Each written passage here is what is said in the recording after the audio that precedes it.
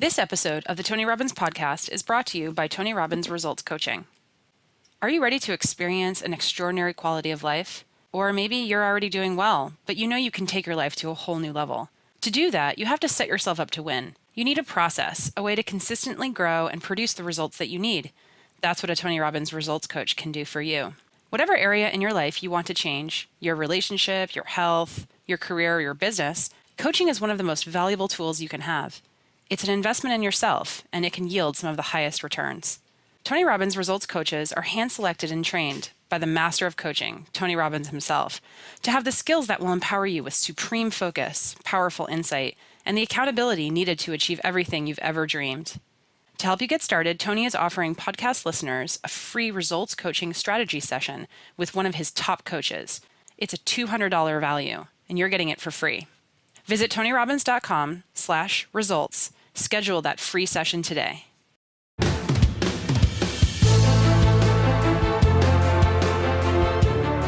Welcome back to the Tony Robbins podcast. In this episode, we're bringing you the second part of Tony's conversation with marketing mastermind Jay Abraham. For those of you who aren't familiar with Jay's work, he has served as the consultant to some of the greatest entrepreneurs of all time and has assisted over 10,000 companies from more than 400 different industries around the world. Known as the $1 Billion Man, Jay has also been recognized by Forbes magazine as one of the top 5 executive coaches in the country. Jay has made his mark as a legendary marketing guru who knows what it takes to become the leader and most trusted source in your market.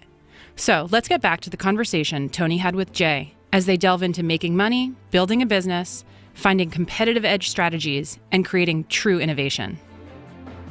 So maybe you should describe again, what is optimization? And let's also see if we can now relate to somebody who doesn't own a business, who right now might be in trance going, this is really wonderful, but I don't own a business. I work for somebody else. How do we make that happen? First thing is optimization, in my mind, is the process of getting the maximum yield for the maximum duration of time from the minimal investment from everything you do today, in the future, and this is really interesting, from everything you've ever done in the past. And from everybody and everything you ever come in contact with. Not just your business, your current and your past employees, your vendors, your current customers, people you don't sell, suppliers, distributive lines, your location you're at, everything. So start with that premise. Here's a quick summary take on my theory. Until and unless you can form a clear and distinct and accurate picture of what your vision for the business has to look like at the end. And I don't mean when you die or when you sell it. I mean when you get to wherever it is you're trying to go. Right. Until you have that clear and defined and not abstract, not just successful. Precise outcome. Exact, precise outcome. You can't possibly build or fulfill or achieve your dream for that business. And the trick or the secret to building your vision is to master this art of optimization. Optimization is learning how to maximize, not minimize, every asset. And keep in mind, the greatest assets you have in your business are not on the books. They are intangible. We'll get into that in a few minutes. Every contact, every opportunity, every relationship, every distributional channel, every employee, every piece of capital or human capital you have. Most people I have observed minimize instead of optimize. And right now, the business environment demands this. This is why we're seeing companies that are downsizing, that are re-engineering the corporation, saying, let's look at every part of our business and figure out how to do it more efficiently than we've ever done it before. Exactly. Most people don't even identify or recognize all the areas or opportunities or options or pillars, as you say, for optimization that are available to their business, because all they have as a point of reference is what they do in their business, this tunnel versus funnel vision. You can't optimize until you first recognize the assets, the opportunities, and the options available. If you don't know what's possible, you can't be expected to do it. So you got to first of all stop and say, what is possible? How many better and other and additional ways could I be doing something that would work as pillars in my business? So part of why people bring you in is because you tend to see or have multiple ways of looking at something like that based upon your background of working with so many different types of businesses, so many different types of industries. I give it a CAT scan perspective based on a much broadened knowledge base. But people could also, just to be fair, because our outcome in this tape is also to certainly have people utilize your resources where appropriate, but also for them to realize that if they just start with a belief system that there are hundreds of other ways to do it, instead of continuing doing over and over again because what they're doing is working at a certain level, just like the ad, or not working, that there are those other ways. If they don't change that mindset, it seems like nothing else really matters. You're getting ahead of me, but that's exactly true. you must learn what strategies allow your business to take best and maximum advantage of the greatest opportunities you have. And again, this is part of this understanding and this acknowledging and awareness of how many other possible ways other people, other businesses outside your industry operate. I call this forming for yourself an optimal success strategy. And you can't forge an optimal success strategy until you first develop, as you said, a different philosophy to operate your whole business and life by. Well, let me clarify something now, though. There are many things in your business which are not, they don't provide the maximum return, and yet all these small little returns. Well, it's an integrated comment. You're right. Okay. It's like Deming said something. It's like certain parts of an enterprise may give their life for others. It's not, you can't be judged out of context. It's an integrated statement. In other words, I've had businesses where we purposely acquired new customers at a loss because we had analyzed the residual or the lifetime value, and we knew that every time we lost, like the Icy Hot example, $5, we really made $500. Right. Every time we gave a free service, we didn't really lose money, we accrued an incredible benefit. So you got to look at it in an integrated, either holistic or totalistic context. Right. Okay, so you got to form an optimal strategy. You can't do that till you develop a whole different philosophy to operate not only your business but your life by, because it forces you to be totally externally focused, totally, I'm going to use the word service or benefit to others focused, and people have to realize that whether it's avaricious or not, the most self-serving thing you can do is to learn to be selfless. Serve others, and no matter what you do to try and serve others and help others. And subordinate totally your own needs. Right. Okay, so you can't forge a better philosophy until you first change, and this is where you're brilliant, your mindset, replacing blocks and impediments and limiting beliefs with empowering ones. Right. Basically, people don't realize you're not playing the game for the moment. Exactly. You're playing it for forever, and when you look at it in that context, see, I've seen these very shallow thinkers think they're really astute because they made a little more profit up front, but they basically totally eliminated the residual effect. And the residual value is where all the wealth in life comes from. And I think the ultimate residual value is the identity that you create in the marketplace. I agree. Because what people know about you and believe about you and what you do for them is what's going to ultimately give you the leverage to do whatever you want to do in your life. And you can't replace identity. So a lot of what you're saying in terms of being selfless is when you give that much value to people's lives, it builds an identity which makes people want to do business, tell other people about business, whether you're the realtor or whether you're Icy Hot, whoever it is in terms of the business. I want to come back to one thing, and I may have interrupted your flow. If I have, let's come back to it. Let's talk about this in terms of a person who doesn't own a business, because I've talked about this several times, but I don't think we've really addressed it. How does a person build more pillars? How do they optimize? How do they really build a greater sense of certainty for their future by using these same principles? How do we put them in a position either within the company where they have multiple ways of being valuable to the company, so the company's not going to when a company looks to downsize, they're looking at employees and they're looking from the perspective of who's adding the most value. Who can they afford to eliminate? Who can't they? But it's not only who do they see as adding value? Yeah, now we're getting down to what marketing is. So let me ask you two questions. Question one, finish optimization, but then tell me, what is marketing? Give us your definition, since this whole topic has been about it. And then secondly, how do we use optimization and marketing if we don't own a business right now to have greater leverage in terms of our sense of certainty about our future? Okay. You want me to finish this? Yeah, go ahead and finish that first. Okay. Where was I? We were talking about increasing or overcoming limiting beliefs. So it's great. All right.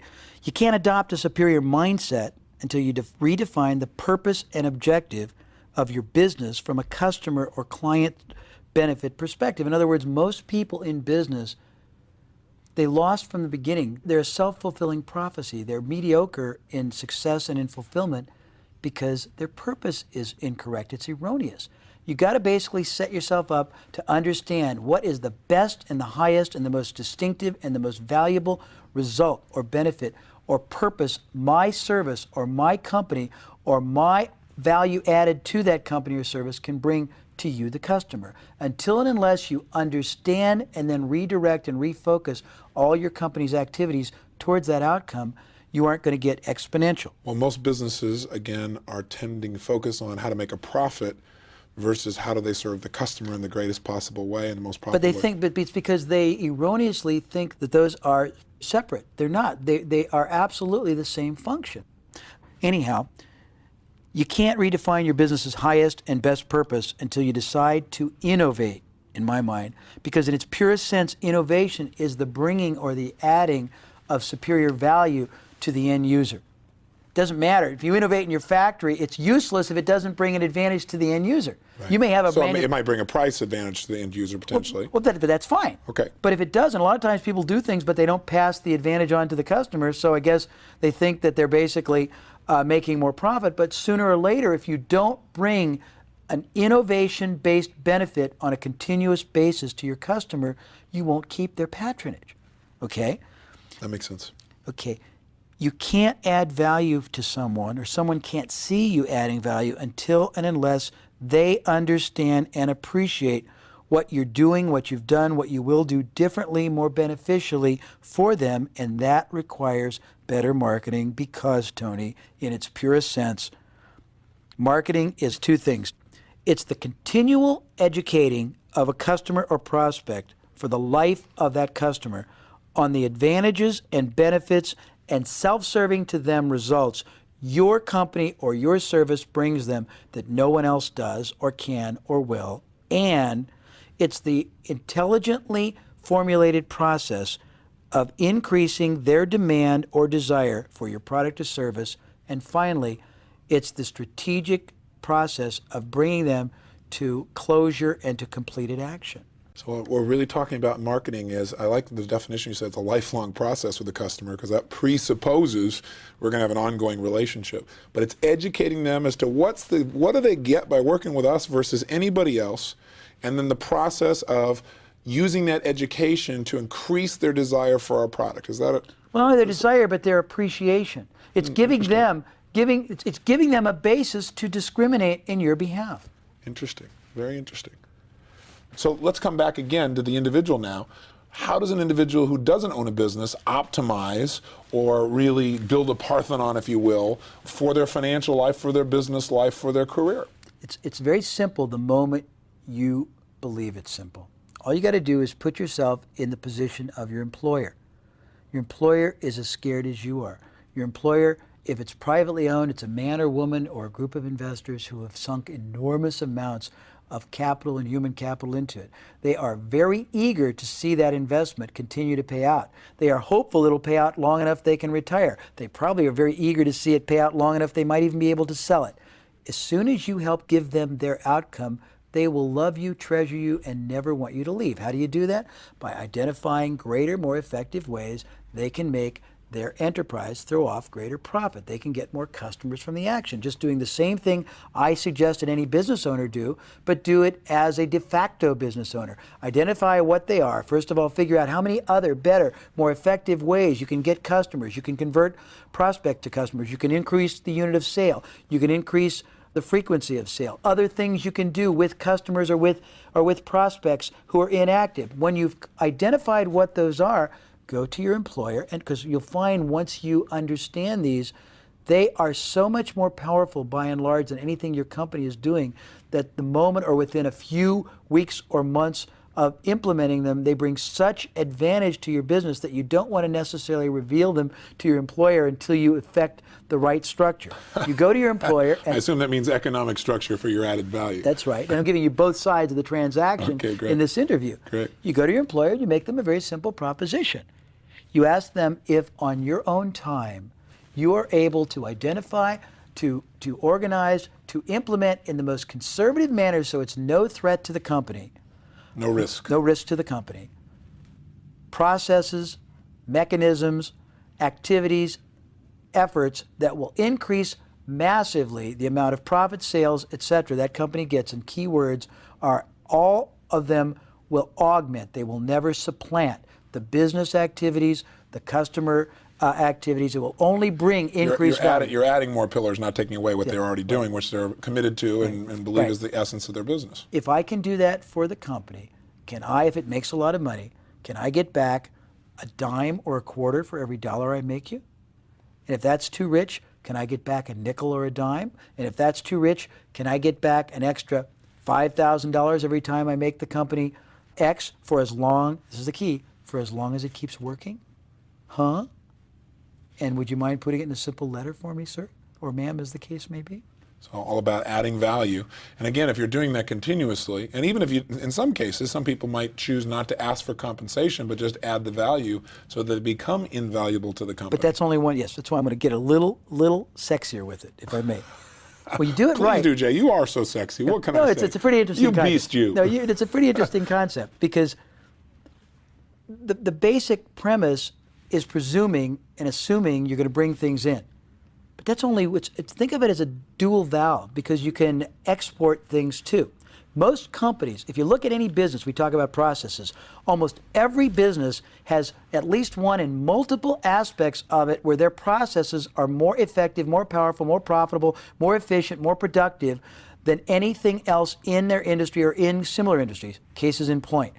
Certain companies have got their manufacturing structure down where they get greater efficiency per hour or per manpower or per 100 square feet. They get less wastage. They've got greater ways to do things. They have greater tax advantages. You can take those techniques that are being used internally and you can license or sell or rent those to other people outside of your... Give us an example. Well, I'll give you two examples. I had a car wash one time. The guy came to me to try to improve his sales. In looking at his operations, I realized that his process of getting people to take the hot wax and all the other options was about 3 times better than almost any other car wash in the country. And I said, why don't you sell that technique to other people? And he reluctantly tried, and he ended up getting 1,000 car wash facilities to pay him, I think it was like $100 a month to use his way of articulating the option of the wax so that like 3 times as many people took the wax option. That was all profitable. I had a realtor one time she was a very hot realtor who sold 3 offices to a big like Coldwell Banker or Remax or Century 21, and she was great at listing. She was great at listing. And she was sitting on her thumbs trying to figure something to do after she sold her business, and I got her to take the techniques she used to list and teach other people outside of the the first one she did, she made $60,000 in 3 days teaching people at $1,000. You want more? I mean, but so the point is, within your company, if you look at the way your company operates, chances are every company, they've never thought about this because it's just the way they do business. They either sell better. They have ads that maybe they don't even use anymore that pull better on average than the industry norm. They have better closing mechanisms. They have a higher frequency of repurchase, a higher unit of sale. They operate the manufacturing facilities more effectively, more profitably, with less downtime, with less wastage. They get greater yield per employee or per dollar or per hour. They have greater, more efficient delivery. They have a lower or higher what's called CSI or Customer Satisfactory Index. They've developed techniques that give them legal tax loopholes they don't know about. All of those processes can be standardized and can be sold or licensed or trade or leased or contingency made access to people for monthly fees, for buyouts, for percentages. You can do that for your employer and set up a profit center that can make tens of thousands, hundreds of thousands, millions of dollars, and you can set yourself up with the right proposition and the right structure and the right signed agreement to get that revenue residually forever, even if you quit your job. Does that make sense? It makes total sense. I mean, that's just one way, but there's tons of ways you can, and you don't have to do it there. You can do it also for other people. You can buy and sell concepts. You can be a brokerage firm.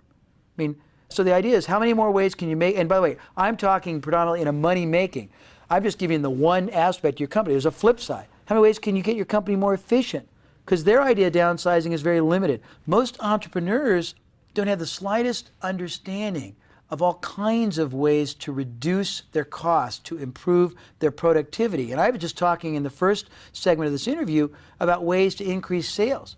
Well, the flip side, there's all kinds of things. If you just improve such things as, if you reduce attrition, which is the loss of customers, or conservation, which is the retention of customers, a 10% reduction in loss, and most people don't ever measure how many customers don't come back, but it's, if you look at your inactive customers, how many new customers come, how many buy this year, how many didn't buy that were on the customer list last year, that alone can increase your sales.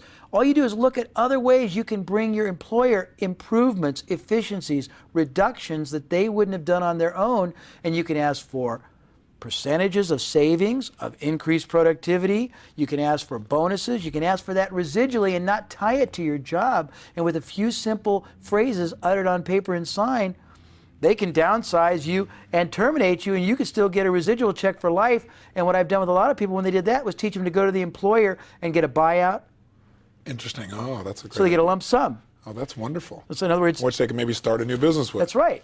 Or get the employer to fund things for them, or give them space, or give them capital, or joint venture with them. It's all kinds of things you can do. It just takes the ability to, what the Australians coined it, step outside the box, move outside your paradigm.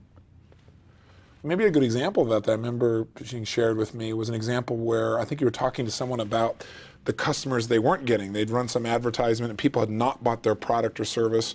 And you turned around and said, well, that's a great opportunity. If they've not bought, they're not necessarily going to buy from you, but they're going to buy from somebody. Why not sell that to your competitors?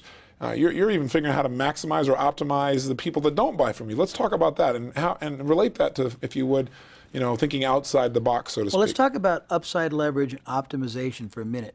People are limiting even if you understand what you think I said, you tend to think about it only in the context of your business. Think about it in the global expanse that there's all these people who don't have a clue what they're doing, business owners, competitors, if you will, complementary people and competitors, who are spending enormous amounts of human capital and money bringing in prospects, bringing in customers, and you are too. So I believe that one of the greatest areas of opportunity and optimization and profit is in the people don't sell. I did a seminar one time, made $200,000 on this.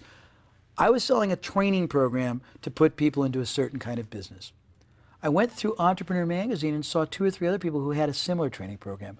I went to them and asked them if they would let me furnish them with a letter they would send to their existing people who paid to go to their training. They refused, both of them. I said, fine. You have prospects who inquired and didn't convert? They said, sure, we got tons of them. I said, great.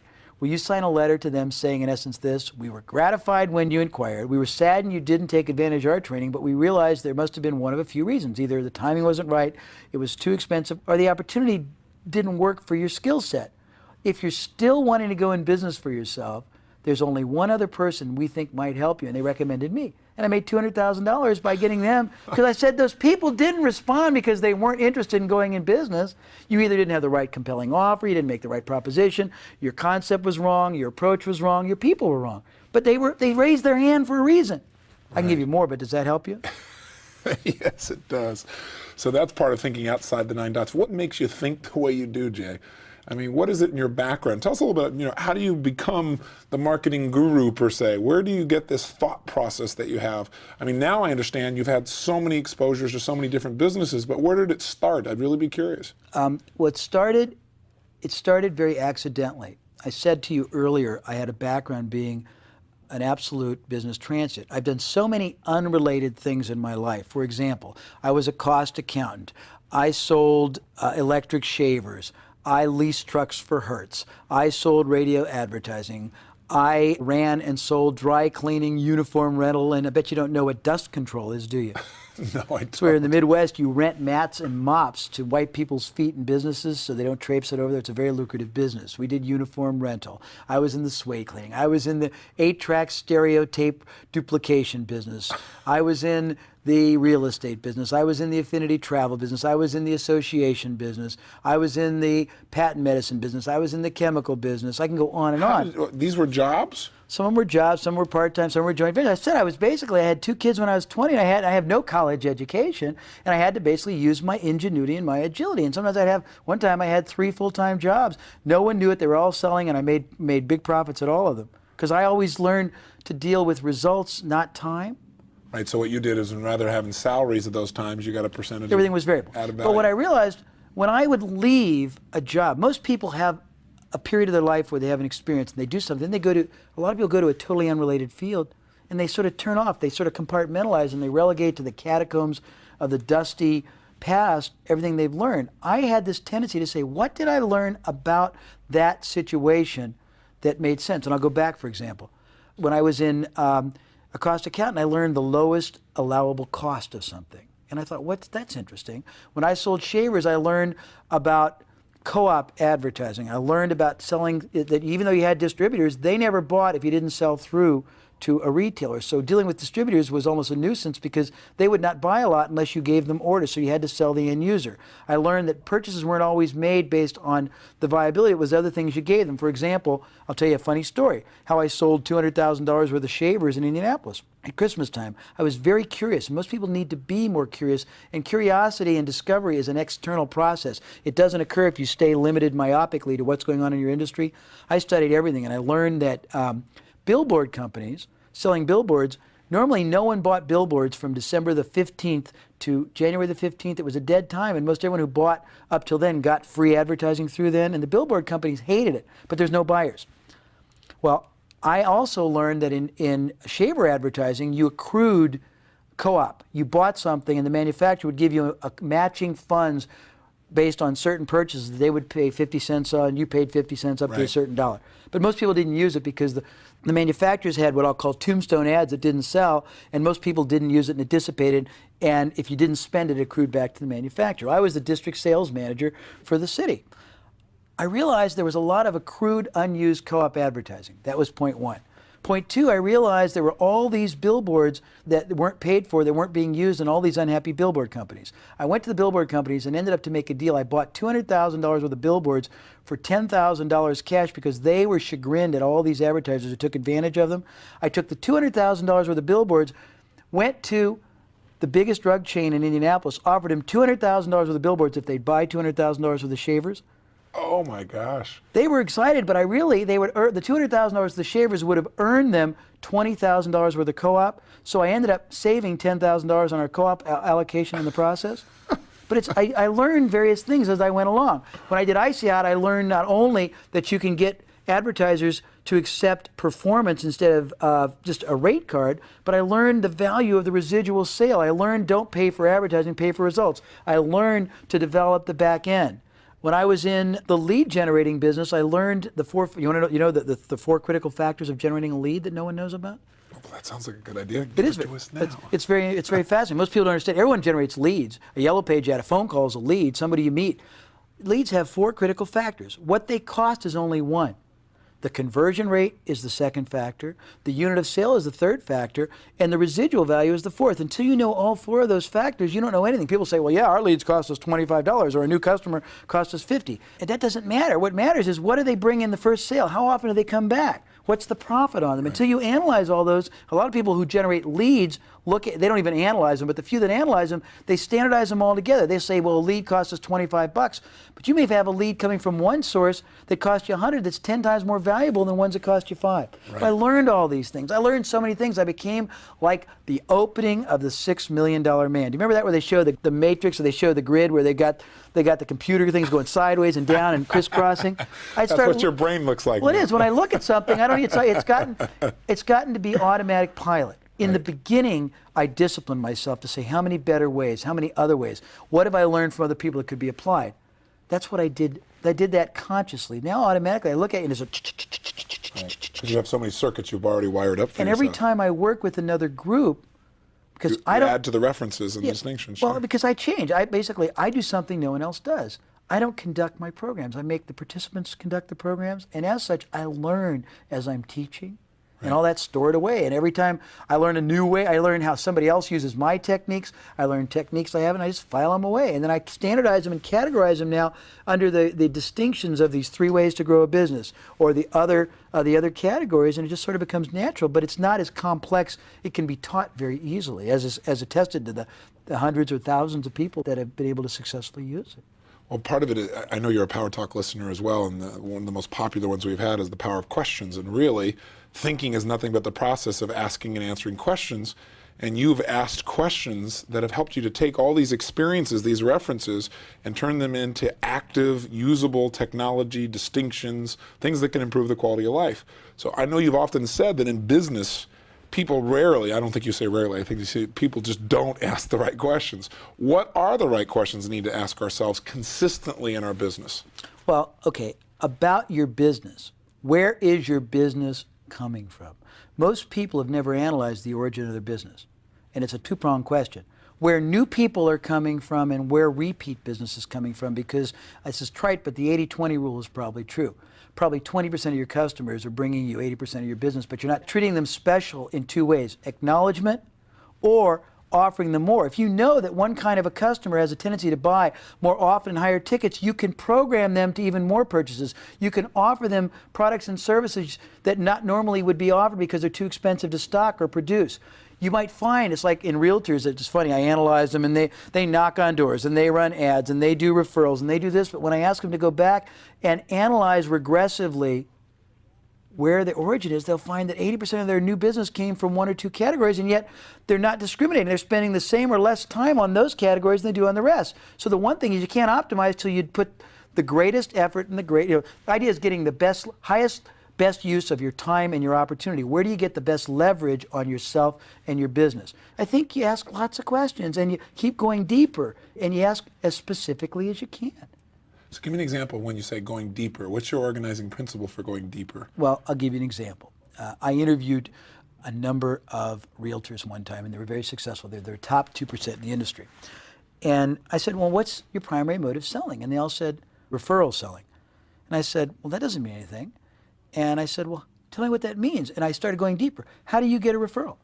Well, I asked them to give me some. I said, well, what do you say? And they were startled. And I said, well, I never thought about it. I said, well, what do you say to them? I said, how do you get them? How do you position them?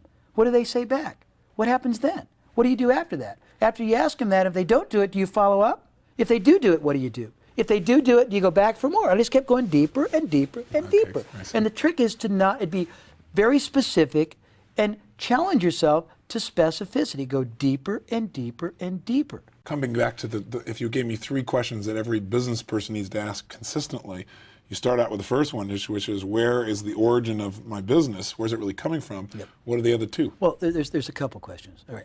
Where is it coming from? Where could it come from? It's a similar question. Most people have no idea where their highest and best source of new business is. I mean that in a geographic, I mean it in identificational, I mean it in an approach. Number 2 is who stands to benefit more than you by your being more successful?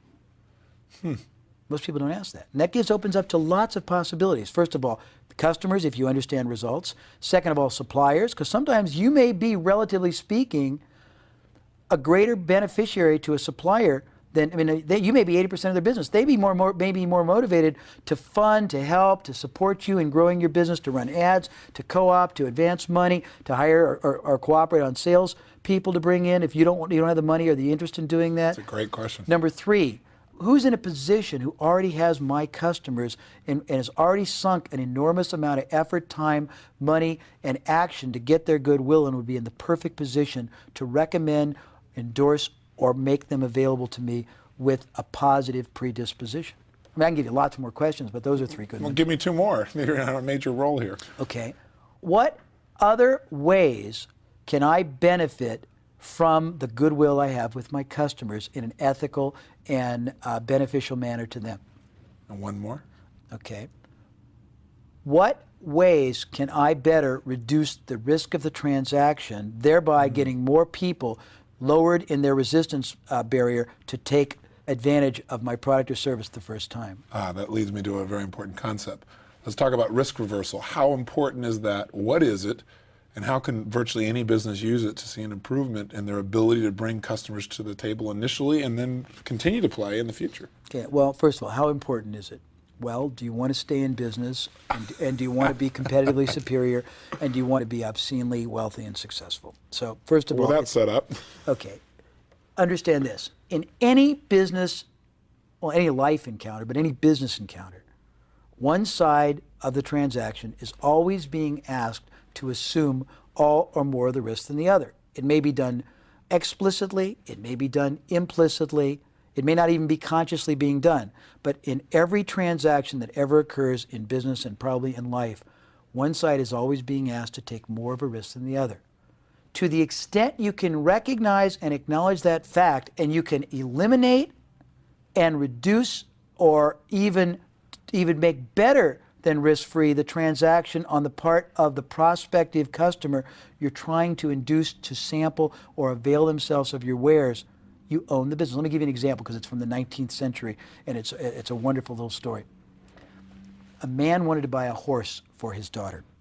There were 2 horses for sale. One man said to him, buy the horse, take it home.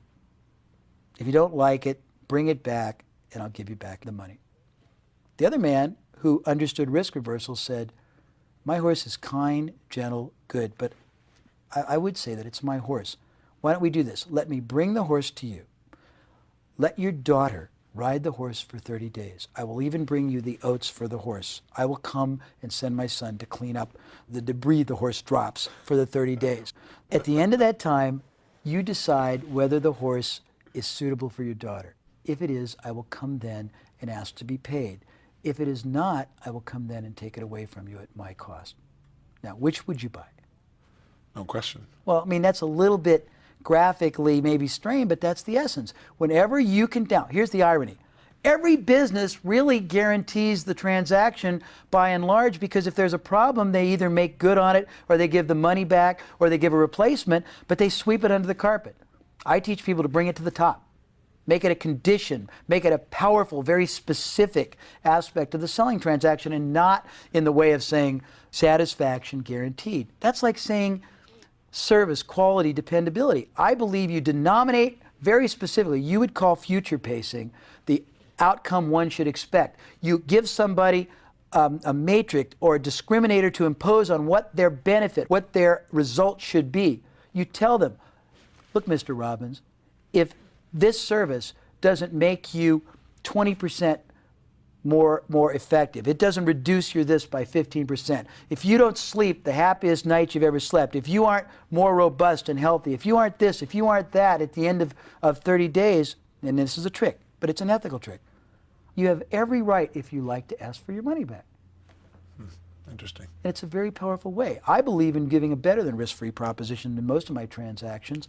Basically, I want to make it so, remember I told you about the coin where if you send it back, you get to keep, I didn't say you get to keep the $100 worth of information, but you also get a $2 profit?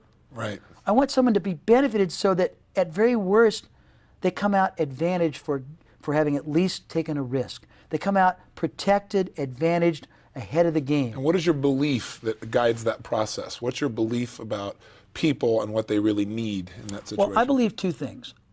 That there's two kinds of people in business. Well, three. The people who actually render an incredible service and know it but don't tell it. There are people who actually render a great service and don't know it and don't tell it. And there are people who don't render a very good service or product. The latter, you can't do much with. They're not going to endure because the market will find them out no matter what. Right. And a risk reversal or guarantee is only going to help them the first time. In the repurchase cycle of life, they're going to get found out and they're going to fall out. Because they're not adding enough value. Okay. But the vast majority of people either do or can easily render such a superior service, or it can get their market to see them more distinctively or preemptively advantageous.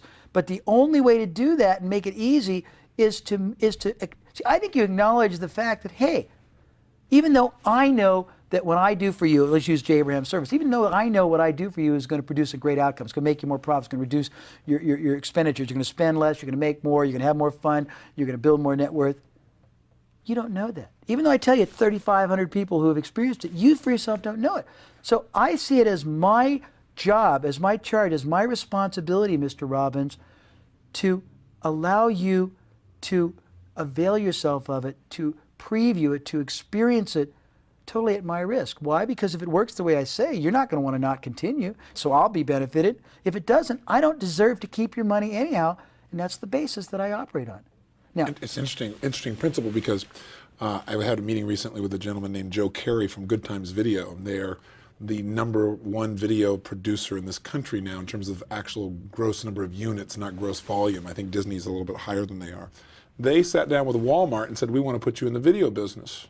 And they said, here, Walmart, here's what we'll do. We'll come in and do a great job for you. We'll sell you a video for $10 and you can sell it for $15. And Walmart came back and said, no, you don't understand our business. You'll sell it to us for $5 and we'll sell it for $10. You'll send it to us and you will not charge us. We will not give you a penny until we sell it. It'll basically be on consignment. You will pay for the space in which you place it. Not only that, but you will guarantee us a certain number of sales in that area by contract. And if we don't sell a product, you will pay not only for the shipping to get here, but you'll pay for us to ship it back to you. So Walmart has a bit of leverage in a relationship. Now, when they first But saw they this, also know that they're going to sell a lot of units for people. because they're whatever the number of people it is that go through a Walmart store. It's an insane number. And actually, I think he told me it was 60 million in a period of time. But anyway, the point of the matter is, he came away and said, "That's insane. We can't do that. There's no way to do that. This is, we can't be profitable. It can't happen." But he kept thinking about those 70 million or whatever the actual number is that go through a Walmart store every day. And he said, I could have trash in the front seat there, and we're going to sell it if you've got 70 million people walking by it. So he began to think about this, and he came back, and again, I don't remember the accurate number, but he represented to me that they went ahead and said, "We're going to meet you on all these different levels, and we're going to do more than that. We're going to put a space, since we're paying for the space, we want to design it, because this is our expertise. We want to be able to come straight here and put it, not go through one of your buyers, but design how people are going to see these videotapes, when they're going to be there. We want to restock them directly." Anyway, the long and the short of it is, it cost them something like $10 or $12 million the first year, and they made no money. The second year, I think it cost them $7 or $8 million. This last year, which I think is their 6th or 7th year in relationship there, they made $500 million in business with a 25% net. And Walmart, not only have they served Walmart so well, and they have the information technology, the POS technology, to know the minute a videotape is sold. They know what videotape it was, what store, the minute it occurs, so they can keep track of what's most popular and replace it immediately. But they've served Walmart so well that Walmart has given them all their CD-ROM business for the future. And Microsoft said they wouldn't. They wrote a letter to, I had a chance to sit down with Bob Walton, who's the son who's taken over Walmart. And they sent him a letter saying, "We're not going to work through this Good Times video with our CD-ROM business." And they sent a letter back saying, "Well, you think we're crazy, but a lot of people thought Sam Walton was crazy also. These people know how to serve us, and if you want to do business with us in all of our stores, you have to go through them." So they have wrapped up that business by serving their customer, by doing, in essence, they were told what the risk reversal had to be. But they took it on, and they were willing to take what seemed like a loss in the short term because of the same principle you talked about. The back end for them is hundreds of millions of dollars. Ask yourself this question. I'm going to get back because it ties everything together. You have choices of buying a product or service from 5 vendors. 4 of them basically don't even mention guarantee or are very nebulous.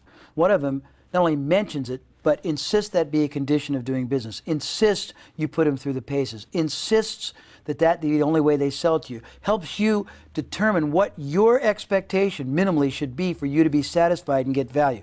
Which are you going to buy from? Now, people say, "That's terrifying. I'm going to lose all my business if I do that." Well, because you can test anything small, and we'll talk about this in a minute, and you can find out the answer and the risk or the opportunity on anything. It's very easy to test a risk reversal and never be compromised. You try it 2 or 3 or 4 times. You see how it increases. Remember you talked about baseline and variance, how it increases your baseline figures, your sales, your closures. Then you wait until the duration of time for the guarantee to expire and see what your incidence of refunds are or requests. But more importantly, the easiest way to do it is ask yourself this question. Does your product perform at the level you would promise? Most of them do. If it does, most people, when given a clear, more finite picture of what to expect on a denominated performance basis, see even greater advantage, see even greater value than just you're going to feel better. If I say you're going to feel better, that's one thing. If I say, "Tony, you're going to sleep like you've never slept before. Your face is going to look radiant. Your eyes are going to sparkle. You're going to have 3 more hours of energy. Your wife is going to think you're incredible." And any way you want that to be interpreted, See, all that would come across to me as hyperbole until you say, "And if these things don't occur..." Within 30 days, as long as you do your part of whatever the regimen or take the pill or follow the it's right, you got to denominate it specifically. It's not, but most people don't tie it all together. You got to really put your whatever on the line but all you have to do is say this: what's my incidence of problems or refunds right this moment? And look and see what it is. Say, well, if that doubled, but my business doubled too, would that be a real problem? Because normally when you aggressively and powerfully and specifically and concertedly incorporate risk reversal into your selling platform, not just an aside at the end when there's a problem, but you bump it upstairs as part of the sales process you use, it will increase your closure rate massively. I can tell you, I have a client who's a founder of Federal Express. He used risk reversal and he increased his business quadrupled the first time he used it. I have another person who's the founder of the 33rd largest accounting firm in the country. He tried it to get clients and it doubled his closure. And the incidence of refund or unraveling was nil, but it presupposes you don't do it if you don't perform a great service. You don't denominate an expectation if you don't deliver it. The other thing I think that happens too is when you make a demand upon yourself and the customer doesn't have to do it, they actually tend to probably soften on you more than get harder on you because they see that you're truly committed. They see the integrity in which you're operating within the business. Right. This brings up another issue, which is really, we've talked about earlier, the importance of creating a unique identity in the marketplace. So that when someone thinks of that particular product or service or that industry, they think of you ideally. How do you begin to do that in your mind? If you put a client here and they say, we're one of many, and you can pick any industry you want or example you want, but we're right now one of many, how do we develop or create a unique identity rapidly in the marketplace? What would you tell them would be the steps to take? Well, first of all, I call that either unique selling proposition or unique selling advantage or unique selling distinction. And it's basically what people see as the benefit or the advantage you bring them more superior, more beneficially, more advantageously to their self-serving needs than anyone else. Depends on who you are. It's not a standard because it differs for different situations, but it's a question of giving them what somebody else doesn't.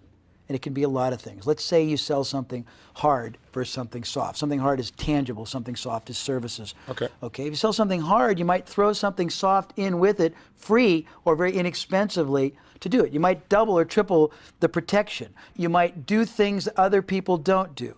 They'll appreciate you and the performance of your product at a much higher level. No question. And their loyalty will be enhanced so, it's amazing.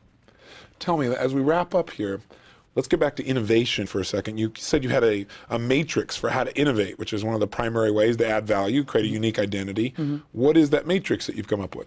Well, it's a process of starting to look at and capture and document and extrapolate that which other people are using. And the easiest way to start is look at your own life. In your personal or your business life, what products or services have you purchased? And start not being abstract. Meaning consistently you've purchased It doesn't them? matter. It doesn't matter if it's consistently or one time. Just something that compelled you to buy it. Then having a matrix where you start asking yourself, why did I buy it, first of all? Okay. So the next question is, what about that desire motivated me? Was it performance? Was it start getting deeper and deeper? What was the outcome or the result I was expecting? Number 2, how did they convey that to me? Number 3, what selling, what closure, what risk reversal, what illustrative methods did they use to induce me? And start asking yourself questions like that. That's one part of the matrix. The next part is every day of every week of every month of the rest of your life, make it a point to visit, call upon, stop, inquire from everybody you meet or know in business, at least 2 or 3 people a day, and ask them a couple of questions. Number 1, how do you sell your product or service? More specifically, what's the most effective way your company has found to do it? What do you find to be the elements that make your sell the easiest to express? What is the selling philosophy you use? What is the basis you close your sales? What has impacted your selling strategy most? Then just asking lots of questions, and then asking yourself as you're getting this and documenting it, what about that can I directly apply? Exactly. That's what how can I utilize this? Right. What about it if I can't directly apply it? What about it could I indirectly apply? If I can't directly or indirectly apply about it, what could I? Who could? That's right. Who could? And then ask yourself that. Then the final thing is take everybody in your field that is not a direct competitor.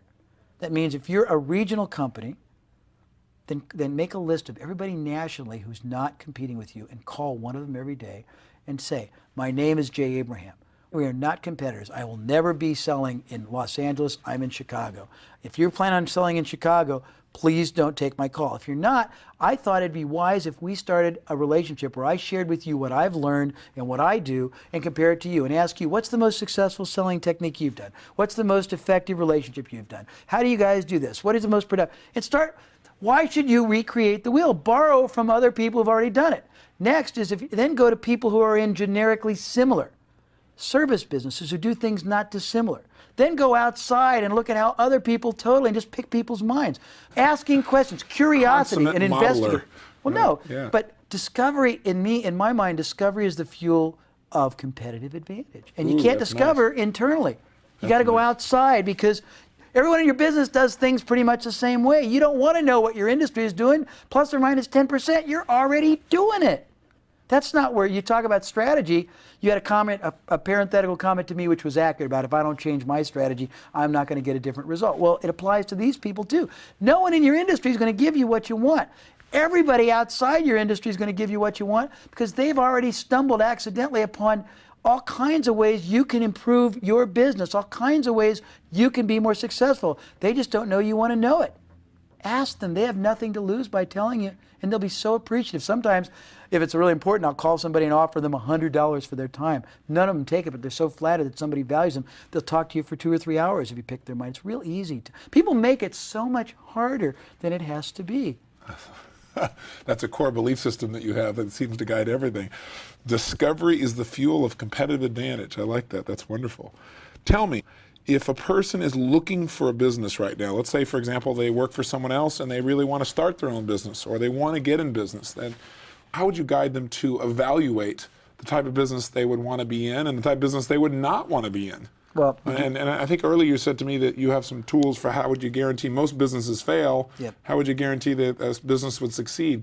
First of all, is look to see what businesses have customers that they're not maximizing, that you could basically create a business which would be a joint venture relationship with them where you could take fullest advantage of the enormous investment they have already made, the enormous goodwill they have already established, the enormous money they are continually spending on facilities, on equipment, on personnel, on advertising to sell or offer other logical extended products or services under the confines of the company. There's lots of examples, but basically you find products or services.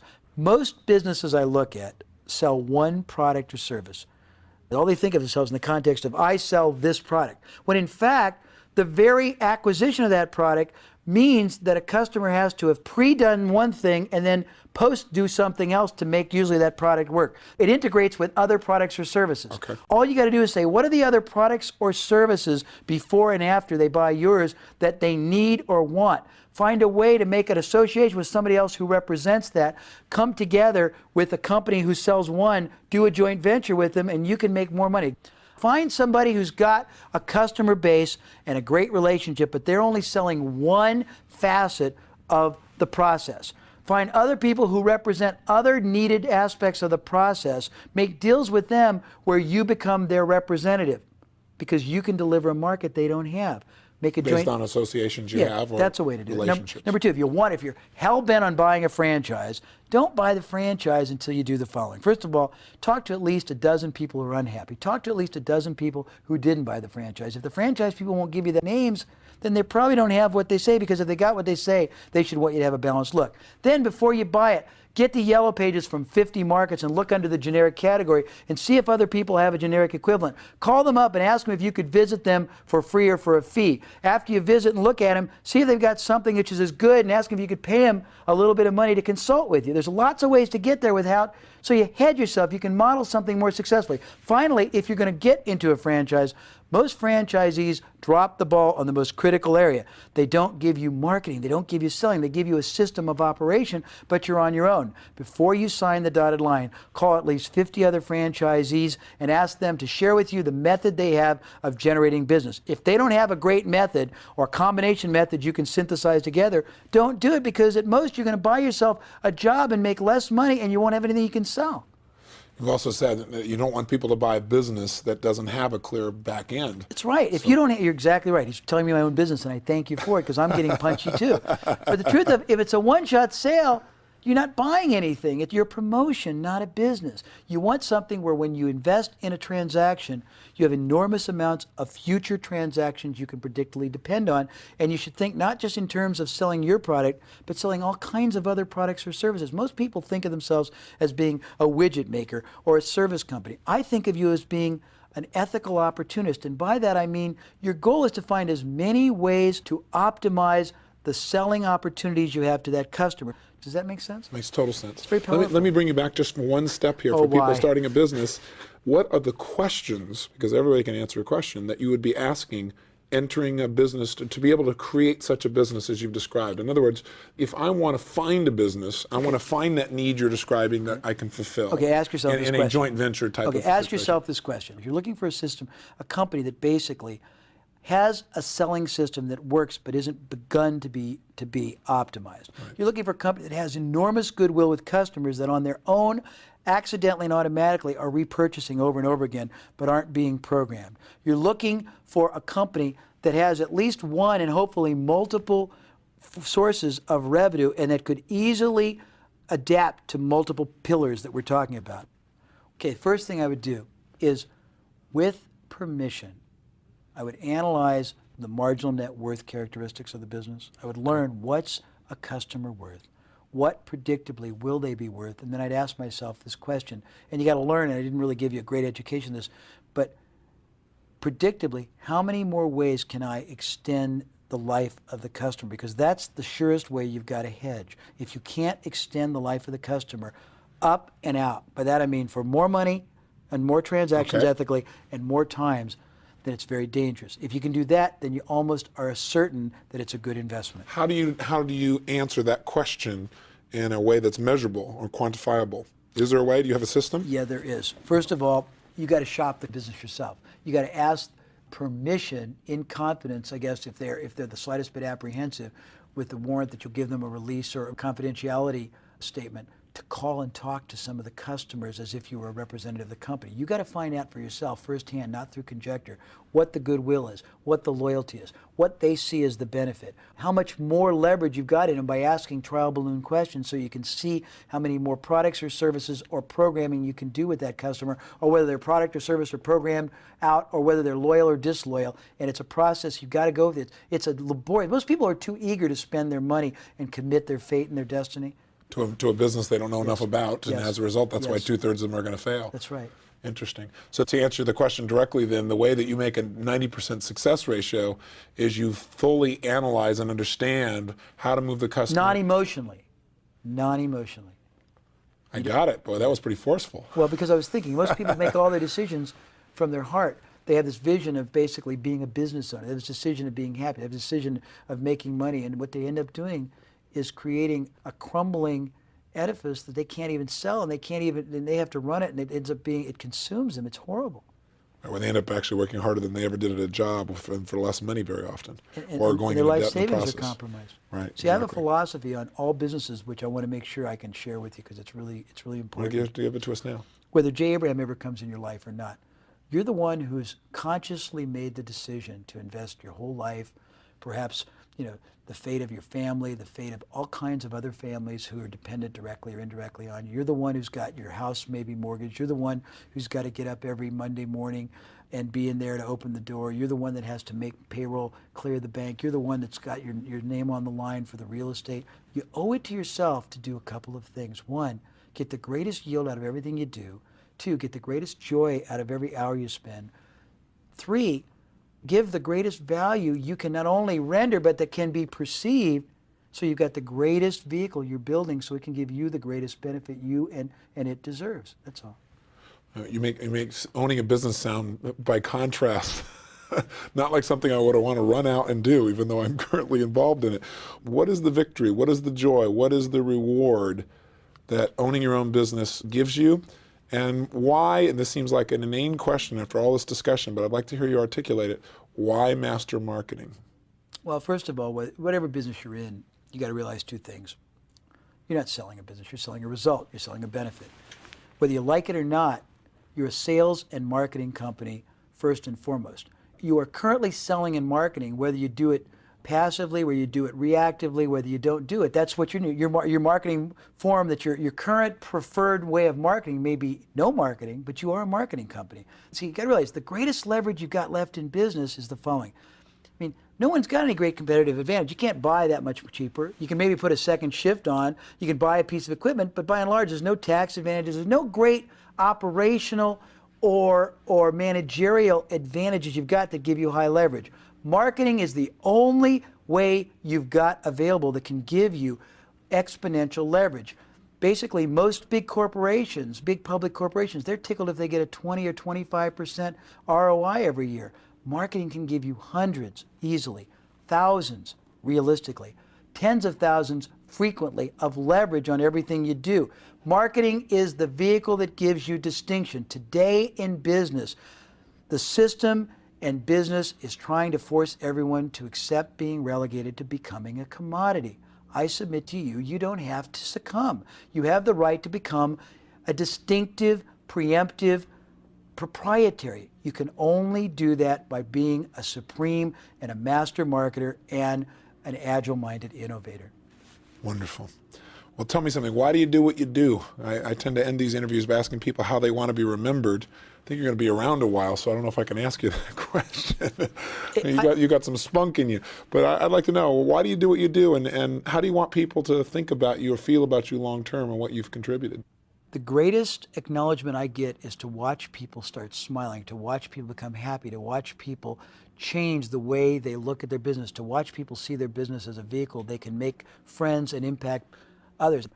That's one reason. Second, self-servingly, I learn so much from others. I grow exponentially every time I help people because I don't tell, I ask, I learn. So it's a combination. I believe the moment I stop growing, I regress and I atrophy, and I don't want to do that. I want to keep growing, and I can't grow if I don't keep helping, because when I help, I do it Socratically, and you only learn when you ask questions. That's pretty much it. Well, Jay, I appreciate the time we spent together. We certainly spent more time than we thought originally, and I think you've given people a tremendous number of distinctions or answers, but hopefully what you've done is sparked within them even more questions, because as you've said, that's the way we're really going to learn, grow, and expand, and I appreciate it. Thank you very much. The Tony Robbins podcast is directed by Tony Robbins and hosted by Anna Yorg. Carrie Song is our executive producer. Tyler Culbertson is our associate producer. Brooks Loro is our digital editor. Special thanks to Diane Adcock and Mary Buckheit for their creative review.